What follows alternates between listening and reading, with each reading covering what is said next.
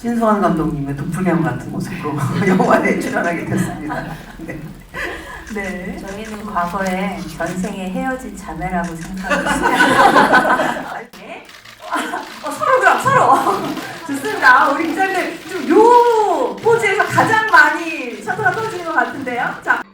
영화 오마주는 잇따른 흥행 실패와 갱년기까지 맞아 슬럼프에 빠진 중년의 여성 영화 감독이 아르바이트로 60년대에 활동했던 한국 두 번째 여성 영화 감독의 작품 필름을 복원하기 위해 사라진 필름을 찾아가는 이야기로 그 여정을 통해 자신의 삶을 긍정하고 위로하는 힘을 얻게 된다는 이야기입니다. 마돈나, 유리정원, 레인보우 등의 작품을 통해 다양한 여성 캐릭터를 보여준 한국 대표 여성 감독인 신수원 감독이 메가폰을 잡았으며 영화 기생충과 드라마 소녀심판, 우리들의 블루스 등으로 인정받은 이정은 배우가 첫 단독 주연을 맡았습니다. 사실 주연을 제가 단편 영화에서는 해봤는데요.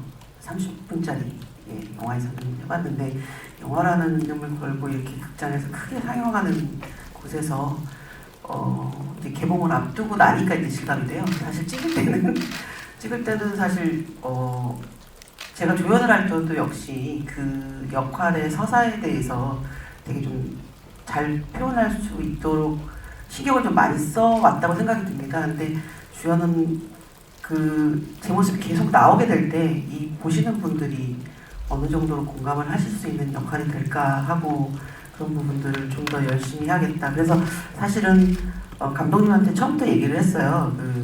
아무래도 모니터를 보고 의논할 수 있는 시간을 좀 많이 있었으면 좋겠다. TV나 드라마 같은 경우에는 사실 굉장히 분량도 많기 때문에 찍기 바쁘거든요. 근데 사실 찍는 동안에 정말 행복했던 게 저희가 한 25회차? 26회가 21회차였어요?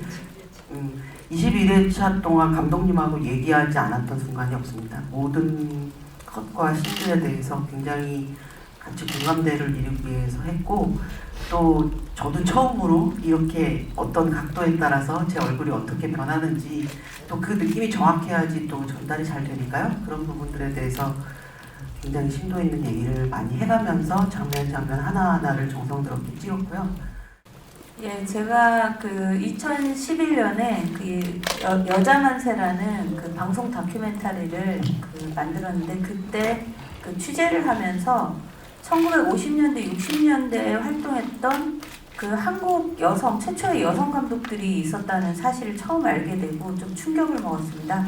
그때 1호 감독님이 박남욱 감독님, 2호 감독님이 홍은원 감독님인데 그때 이 오마주라는 그 작품을 구상을 했고 그 10년에 2020년에 제가 젊은 양지 끝나고 나서 후반 작업을 할 때 이 오마주 시나리오를 쓰기 시작했습니다.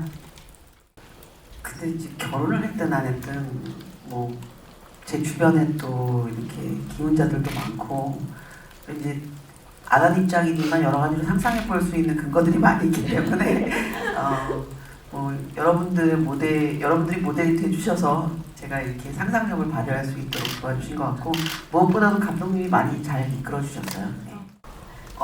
사실 저는 되게 작은 거인이라고 생각이 듭니다. 메모로 보시면 감독님 되게 매서운 눈초리에 자그마한 이 체구를 갖고 계시지만 영화에 대한 열정, 현장에서 보여주시는 그 열정이 너무 뜨거워서 저희는 사실 그 열정 때문에 반해서 작품을 하는데 저도 역시 혼신을 다해서 할 수밖에 없었던 것 같고 그리고 또 특히나 격려를 되게 많이 해주셨어요. 저 같은 경우는 이제 장편에서 주연은 처음이라 사실 모니터 하면서도 되게 불안감이 많았는데 그때마다 되게 큰 용기를 주시면서 같이 이렇게 만들어가는데 힘을 많이 실어주신 것 같습니다.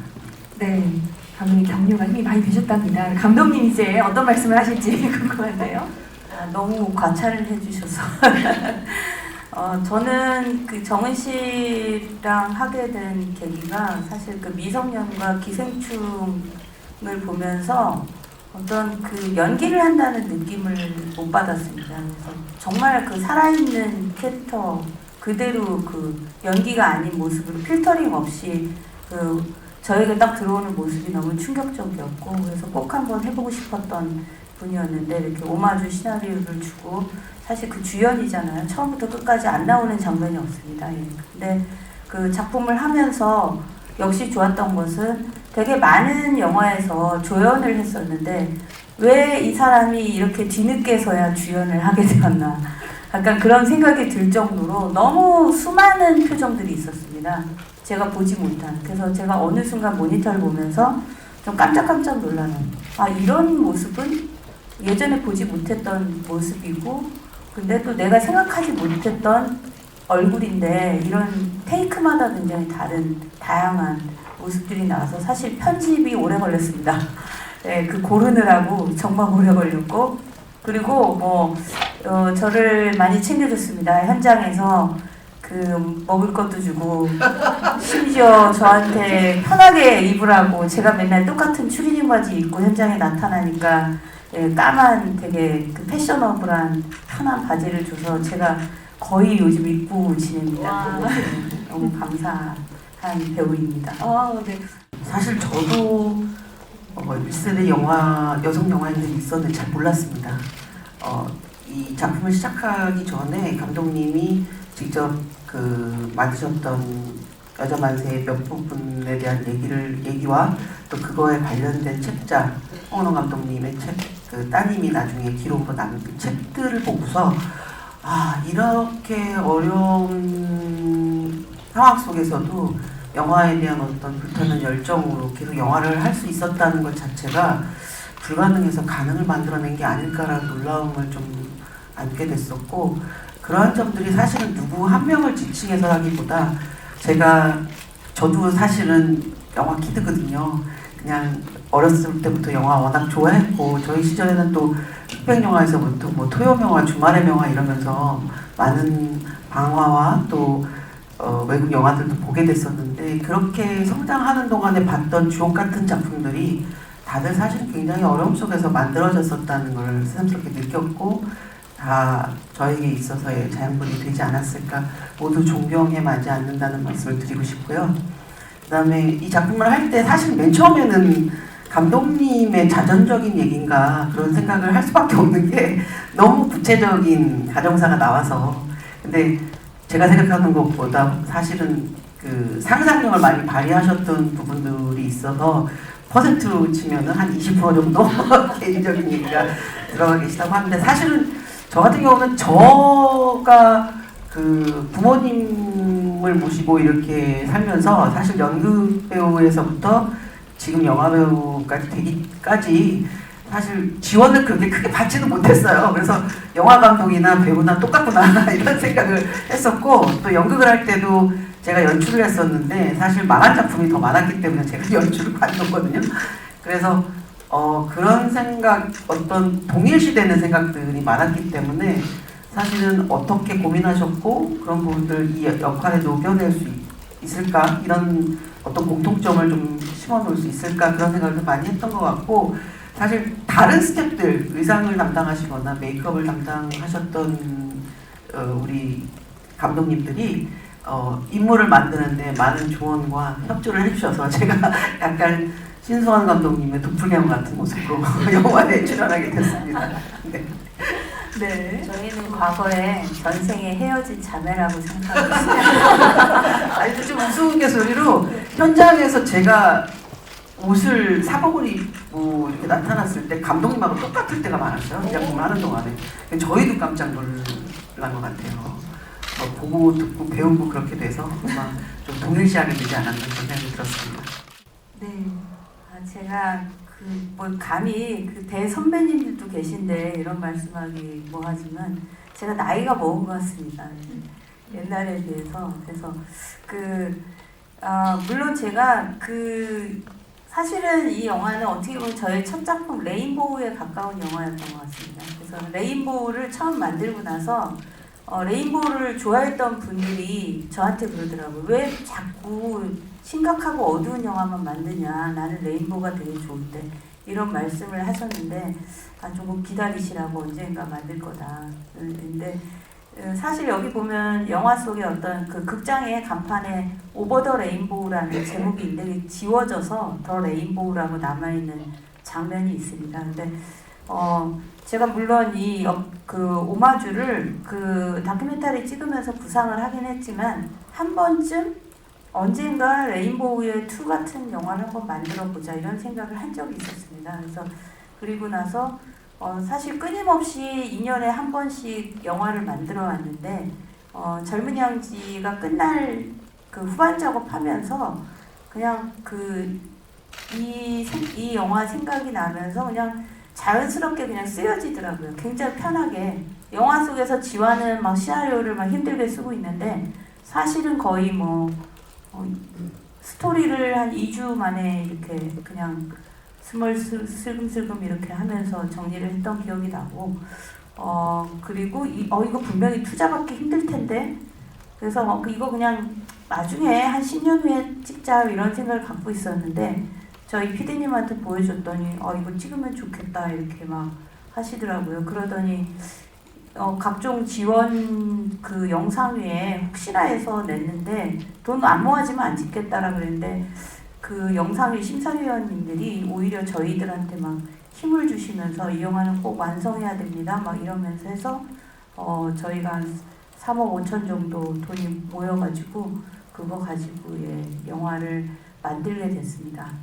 그래서 전작과는 다르지만 물론 제가 또 앞으로 염세적인 영화를 또 찍을 것 같습니다. 끊임없이 저는 원래 어둠의 세계에 있는 사람이기 때문에 하지만 이 영화를 찍으면서 또 굉장히 즐거웠습니다. 그러니까 정은 씨랑 작업하면서 모니터를 보면서 왜 이렇게 뭐라고 해야 되나 생동감과 그리고 가끔 웃기는 장면들도 나오니까 웃기는 약간 코믹한 영화들 찍는 것도 참 즐거운 작업이구나 이런 생각을 했습니다. 물론 이 영화가 코믹하다는 얘기는 아니지만요. 그런 생각을 했습니다. 감독님 대박 날 건가 봐요. 시나리오도 막 스물스물 금방. 네. 저는 대박에는 마음을 비운 지 오래됐습니다. 네. 그리고 사실은 저는 이 글이 좋은 이유가 저희가 밖에서 보면 되게 멋있는 감독 또 어떤 특수한 직업군에 영화제까지 많이 갔다 오시고 또 여기서도 집중해서 그렇잖아요. 저도 역시 영화제에 갔다 왔지만 사실 한 가정에서 혹은 한 사회에서 그들이 가지고 있는 어두운 면 사실 계속적인 응원을 받기라는 거는 힘들거든요.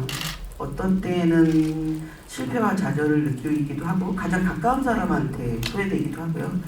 그렇지만 어떻게 보면 이 극 속에서 나오는 먼저 그 길을 갔던 사람에게 의해서 격려받기도 하고 위로받기도 하고 아마 다른 직종에 있는 분들도 거의 같은 경로로 중년이나 장년을 맞이하게 되는 거라고 생각을 해요. 그래서 그게 보다 공감을 느끼게 하는 부분이 아닐까라고 생각했고 또 그런 점에 주력을 해서 작품을 만들었습니다. 네, 대답이 됐을까요? 우선 가장 큰 이유는 홍은원 감독님이 되게 독보적으로 2번째 여성 감독님이었고 제가 취재를 할 때는 다큐멘터리 찍을 때는 연판사 프린트가 없었습니다. 실제 여기 영화에서처럼 저렇게 그 당시에는 버려진 프린트들을 저렇게 사용을 했다고 합니다. 근데 굳이 연판사였던 이유는 첫 번째 작품이기도 했고 굉장히 흥미로웠던 게 연판사 자체가 연판사의 죽음 자체가 실제 사건이었습니다. 실제 사건이었고 제가 좀 관심을 갖고 들여다봤던 거고 영화는 그때 발견되지 않았지만 2016년에 연판사가 어떤 분이 프린트를 기증을 해서 영상자료원에서 이제 볼 수 있는 기회가 생겼는데 그것을 보면서 물론 제가 생각하는 영화하고는 좀 차이가 있긴 했지만 저 스스로도 최초의 연판사가의 죽음 이것 자체가 저한테도 흥미로운 소재이기도 했고 저도 사실은 이걸 좀 영화로 만들어 볼까 이런 생각을 한 적도 있습니다. 그래서 대본을 사실은 한 10신 정도 쓰다가 멈췄습니다. 더 이상 아이디어가 떠오르지 않아서 나중에 한번 해볼까 이러고 멈췄는데 그런 기억들을 다 합쳐서 사실 오마주라는 시나리오를 쓰게 됐습니다. 네, 개봉전에 이렇게 많이 와주셔서 너무 감사드리고요. 이제 아까 말씀하셨던 것처럼 극장에서 뵐 수 있어서 너무 좋습니다. 저도 극장의 한 구석에 앉아서 늘 영화에 대한 큰 꿈을 키워가던 사람인데 다시 조금 사회 분위기가 좋아져서 코로나 이후에 극장에서 이렇게 뵐 수 있게 되는 기회가 주어져서 오마주라는 작품이 굉장히 큰 의미가 있지 않을까 싶고요. 소위 말하는 것처럼 뭐 대단한 인물이 나오는 건 아니지만 우리의 일상성에 대해서 다시 한번 흔들어보고 또 지나간 영화인들이 어떤 식으로 영향을 주었는가에 대해서 생각해 볼 수 있는 시간을 한번 가질 수 있는 그런 영화가 됐으면 좋겠습니다. 많이 홍보해 주십시오. 감사합니다. 고맙습니다. 자, 우리 감독님. 이렇게 와주셔서 오마주에 대해 관심 가져주셔서 너무 고맙고요.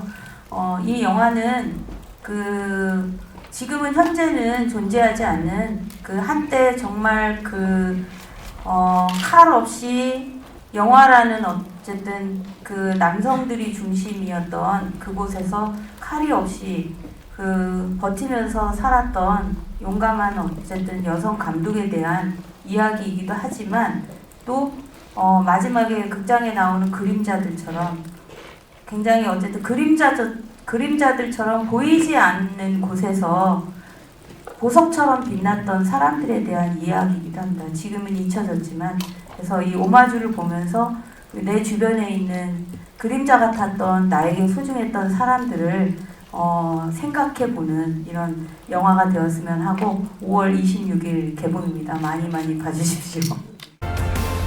내 것과 내 것이 아닌 것들, 불안과 안도 사이.